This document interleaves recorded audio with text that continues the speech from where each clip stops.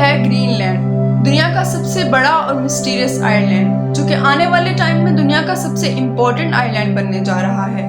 اپنی unique location کی وجہ سے لوگوں میں مشہور نہیں ہے اور بہت کم لوگ اس کے بارے میں جانتے ہیں۔ اس کا موسم ہمیشہ -ڈگریز میں ہونے کی وجہ سے یہ ہمیشہ برف میں ڈھکا رہتا ہے۔ جیوگرافیکلی یہ گرین لینڈ میکسیکو سے بھی بڑا ہے، لیکن اس کی آبادی لگ بھگ 55,000 کے قریب ہے۔ 80% گرین لینڈ نے برف کی چادر اوڑھی ہوئی ہے، جس کی وجہ سے اس کی آبادی ایک ہی کونے میں مختص ہے، جس کی وجہ سے یہ گمنام رہا ہے اور بہت اہمیت کا حامل نہیں رہا۔ مگر اب تاریخ بدلنے جا رہی ہے۔ یہ گمنامی کی تاریکی سے نکل کر دنیا کی سب سے بڑی سپر پاورز کے لیے روشنی کا باعث بننے والا ہے۔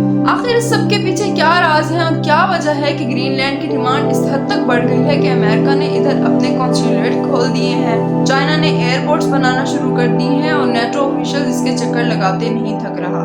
ہمیشہ سے دنیا کی تاریخ میں یہ ثابت رہا ہے کہ اس دنیا پر راج اسی کا ہوتا ہے جو سمندر کو اپنے کنٹرول میں کر لیتا ہے، لیکن آج تک ہم نے اس چیز پر نظر نہیں دوڑائی کہ روئے زمین پر ایک ایسا بھی سمندر ہے جسے آج تک کوئی کنٹرول نہیں کر سکا، اور وہ ہے آرکٹک اوشن۔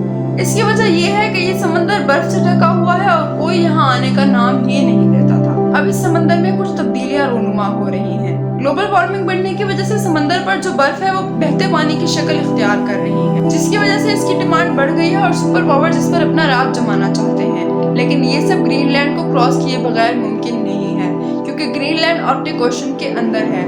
دلچسپ بات تو یہ ہے کہ گرین لینڈ کی امپورٹنس صرف آرکٹک اوشن کی وجہ سے نہیں بڑھی، بلکہ اس کی 3 اور ایسی وجوہات بھی ہیں جو دنیا کے جیو پولیٹکس کا نقشہ ہی بدل دے گی۔ اس سے پہلے یہ ضروری ہے کہ گرین لینڈ کی جیوگرافک لوکیشن کو سمجھا جائے۔ گرین لینڈ کے ارد گرد جو ملک ہیں وہ ہیں یورپ، امریکہ، کینیڈا اور رشیا۔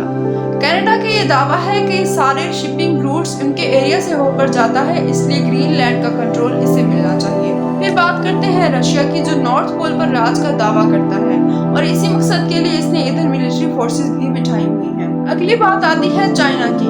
اس کا آرکٹک اوشن کے ساتھ کوئی بھی بارڈر نہیں ملتا، لیکن چائنا اس ساری ایکٹیویٹیز میں بھرپور حصہ لے رہا ہے۔ بات کی جائے اس کے پیچھے کی وجوہات کی تو اس کی وجہ پولر سلک روڈ ہے جو اس نے رشیا کے ساتھ بنانا شروع کیا، اور دوسری وجہ ہے گرین لینڈ کا شہر نارساک، جس میں پوری دنیا کے تقریباً 25% ریئر ارتھ منرلز ہیں، جس پر ہماری دنیا کی ٹیکنالوجی بیس کرتی ہے، جیسے کہ smart phones, MRI machines, military جہاز وغیرہ۔